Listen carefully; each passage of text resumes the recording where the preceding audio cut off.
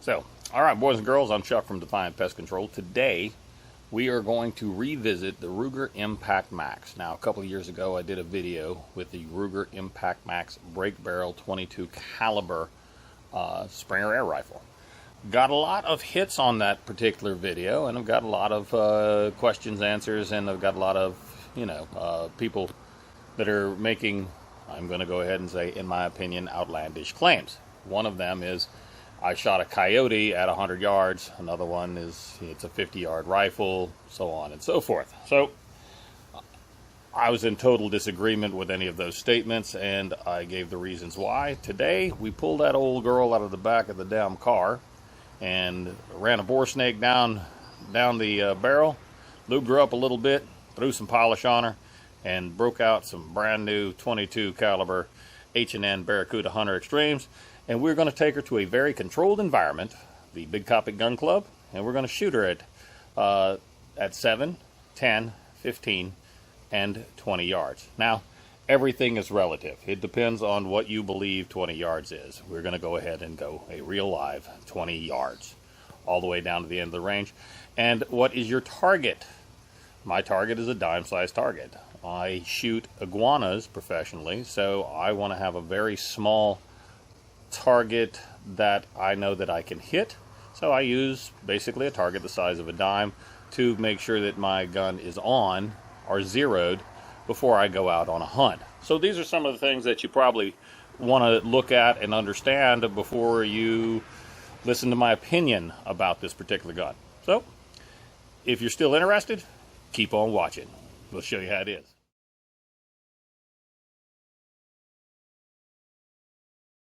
Alright, so one of my previous videos, we took the Ruger Impact Maxx in 22.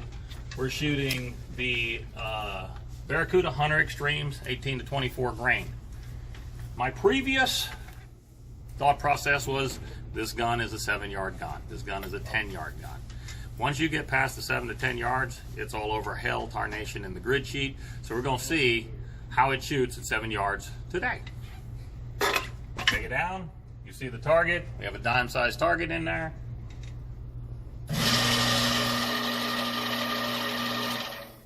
Take it to 7 yards, let it settle out. And go around in there. Open sights on the bench, target's moving just a little bit, but I expect to get in the general vicinity.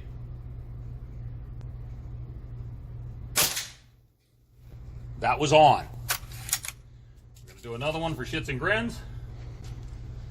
We are inside a controlled environment. That means there's no airflow. There's nothing going on out here. We are at a 20-yard indoor range.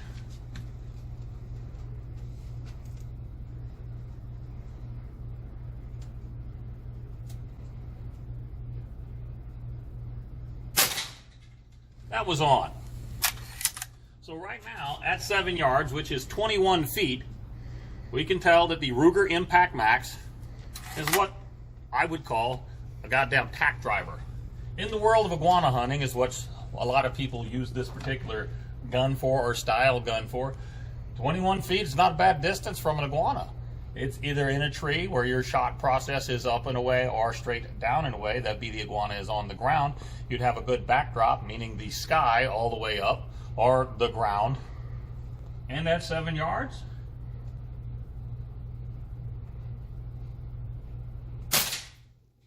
let's see what she looks like.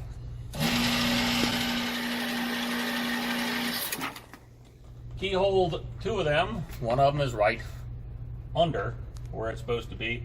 Still within the vicinity. I'd have got that shot. It would have hit the iguana where I wanted it to hit, and that's it. Our next shot placement is going to go to 10 yards. And we're going to be shooting at a dime-sized target. We're going to see how the Ruger Impact Maxx in 22 working the Hunter Extremes works.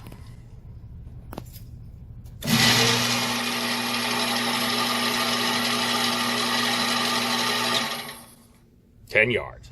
Here are our 10-yard shots. We're just going to shoot to the left of the 7-yard. It's marked as you saw. And we'll see where we hit. Now, shooting at dime-sized targets with air guns. 10 yards is probably, I don't know, pretty good distance that you're going to get working the urban environment. And again, when you start using Springer air guns, they start actually losing their accuracy.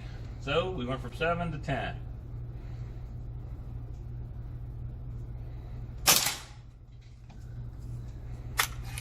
Looks a little low to the left.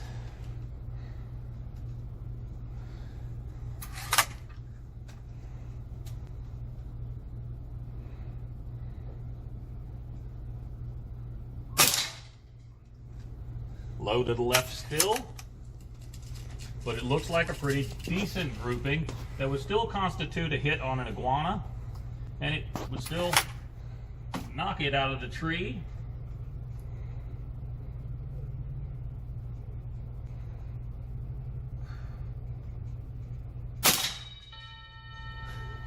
Let's see what we did, shall we?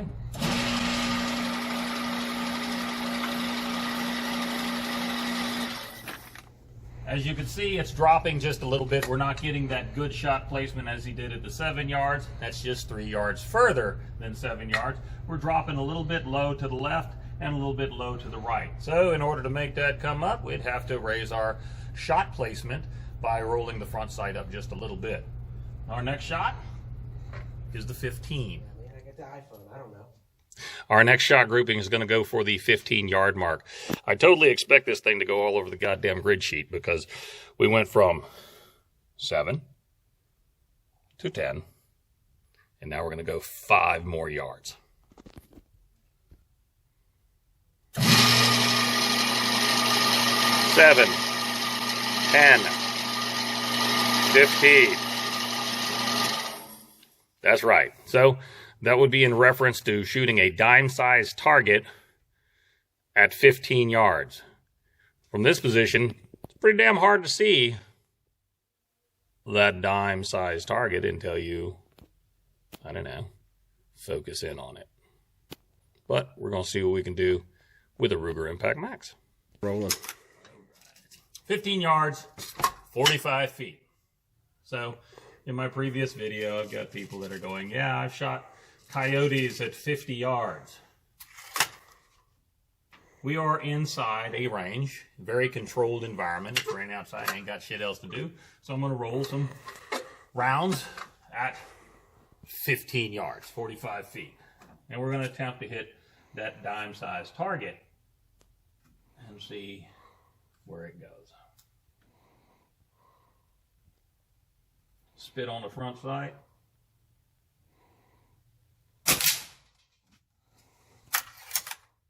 We'll do a 3-shot group, and then we'll see where it is, and we'll try it again.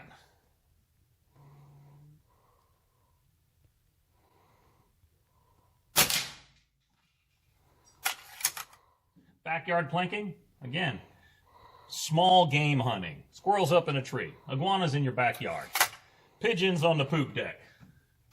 But the further you go, the less accurate your gun is, and a lot of it is Indian versus arrow. How accurate are you shooting? How accurate can you shoot? Let's put one more in for shits and grins, and then we'll bring it down here to see where we're going.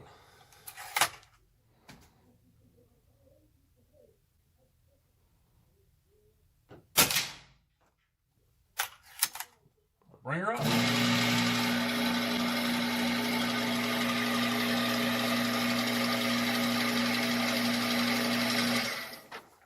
Well, I've got 2 under it. I got 2 to the left of it. They're inside the 1, 2, 4-inch circle that's in there. Nowhere near the dime-sized target. Those would all be misses in my world of shooting at iguanas. So our next shot group is probably going to go, let's go all the way to the 20s, shall we? That's 60 feet. I'm going to place a different target on here so we can see that shit.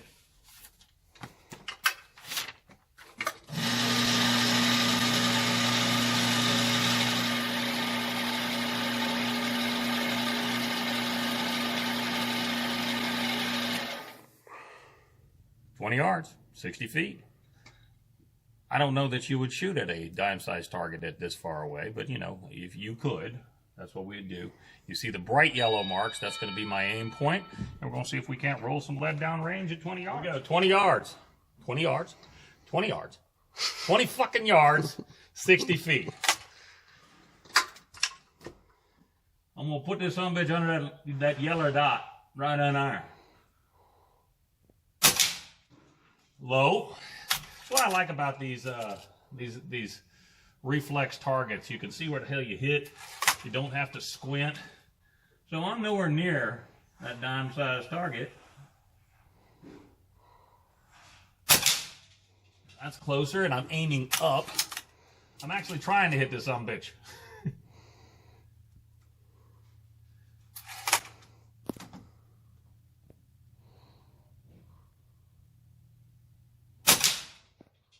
I think I got it. Holy shit.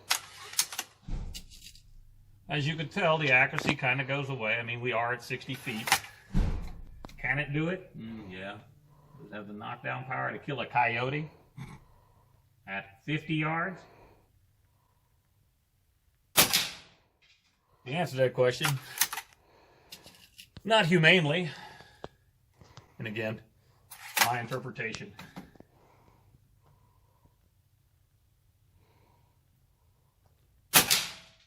That one was DBA. That would be called dead balls accurate. I had to aim high over my intended target.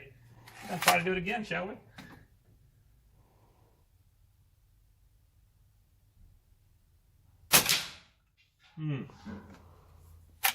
Let's just start raking holes in that damn thing.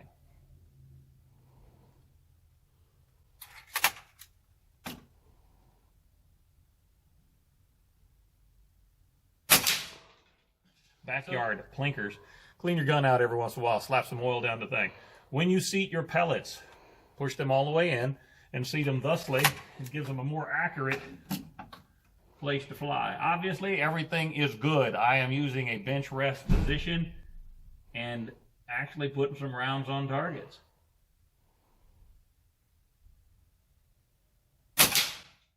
Wouldn't find a lot of that in the real world where you're actually hunting actively. And I use the iguana hunt because that's one of the things I do. All right, let's see how close we are to the target, shall we?